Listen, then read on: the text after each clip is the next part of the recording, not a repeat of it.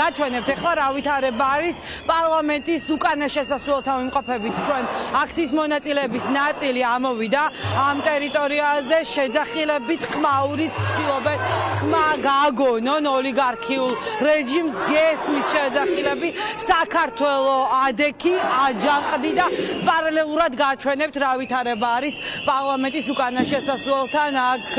რამდენიმე რიგად დგანან პოლიციელები და შეიძლება ითქვას რომ ყველა შესასვლელს ახლა საბადო პოლიციის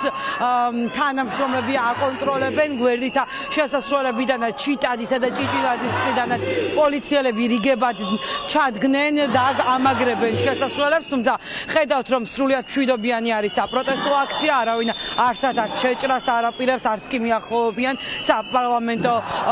ორგანოს შესასვლელებს თუმცა განსაკუთრებული ზომები აქვთ მიღებული პოლიციელებს უსაფრთხოებიდან გამომდინარე ეს არის მათი პასუხი აქციის მონაწილეებისგან კი ეტაპობრივად გესმით შეძახილები რადგან სტუდიის სტუმრებთან საუბრობთ მე აღარ გადავალ აქციის მონაწილეებთან გეტყვით უბრალოდ აქ რა ვითარება არის მსვლელობით დაიძნენ აქციის მონაწილეები ცოტა ხანი როგორც თავად ამბობენ აი ამ ტერიტორიაზე გაჩერდებიან აქაც იქნება შეძახილები სკანდირებენ